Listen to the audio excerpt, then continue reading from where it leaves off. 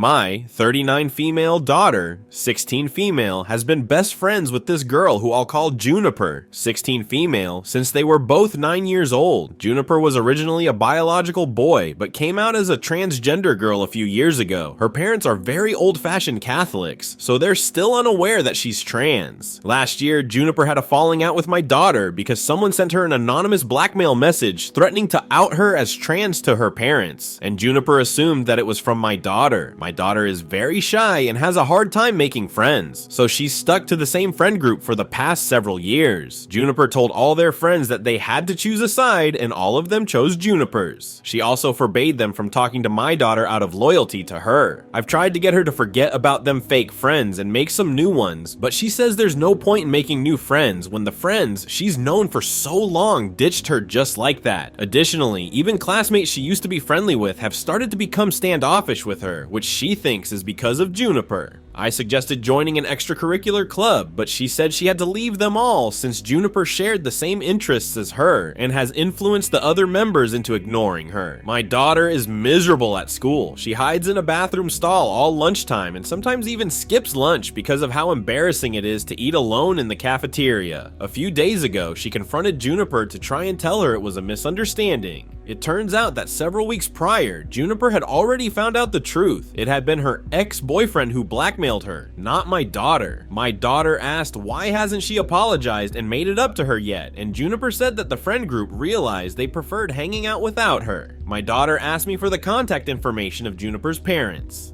I told her that I would happily talk to Juniper's parents on her behalf, but my daughter insisted on talking to them herself. It turned out that my daughter had concocted a plan. She gathered evidence of Juniper being trans, text messages, social media posts, photos. She planned on sending everything to Juniper's parents, knowing full well they would disown her if they found out. I told her it was an awful idea. Juniper may be a bully, but that doesn't mean we should stoop to her level. If I outed her, she would lose her home and her family, and I can't in good conscience put a 16-year-old in such a precarious situation. My daughter was furious with me and accused me of choosing Juniper over her. She thinks I'm being unfair by protecting her bully. I told her that she doesn't fully understand the gravity of the consequences that outing Juniper could have. AITA, Story 2. My 22 male, girlfriend of 3 years, 21 female, has severe PTSD. She's been in therapy for years and has really improved over the past few years. The one thing that hasn't improved is that nights are hard for her and she needs very specific things to be able to fall asleep. She needs every window in the apartment to be closed and locked. Our bedroom door has to be locked. She checks the entire apartment 2 times before going to sleep to make sure everything is how she needs it. The light has to be on and she needs a fan and a heated blanket. From there can't be any loud noises. We don't have anything on the bed or where it can be expected to accidentally make a noise, and we have sound dampening curtains outside our window because if there's any loud noise, she'll wake up and I'll have to check the apartment, closets, and everything and convince her that she's safe and can go back to bed. Even with all of this, she still has nights where she wakes up screaming or has nightmares so bad that she vomits. We stayed with my family a few months ago and it was horrible. I explained all of this to my mom and she assured me the doors and windows have locks. They can keep the windows closed at night while she's there. They'll make sure there's no loud noises at night, and they have a fan she could use. It was horrible. None of the doors or windows locked. There was no fan. My sister was not quiet at night, and they complained about the light so much that we turned it off. We stayed there for 2 nights, and she didn't sleep at all for either of those nights, then had rough days because she wasn't sleeping. On the 3rd day, I ended up spending almost $1,000 on an Airbnb so she could sleep. They said I was being ridiculous and that she was exaggerating because there's no way she stayed up for 2 nights. The rest of the visit was okay since she was able to sleep, but they kept making comments about how ridiculous we were being for getting an Airbnb. Now they want to visit our city and stay in our apartment, but I said no because when we stayed with them, it was a shit show and I can't throw her off in her own home. They think we're being dramatic and that if it's that big of a deal, she can stay with her sister while they're here. Our apartment is on her sister's property. Her sister built it specifically so she would be able to move out while still having someone right there when she needs help. But I refused to kick her out so they could stay. Now they're calling us ungrateful and saying my girlfriend hates them and I'm taking her side. AITA,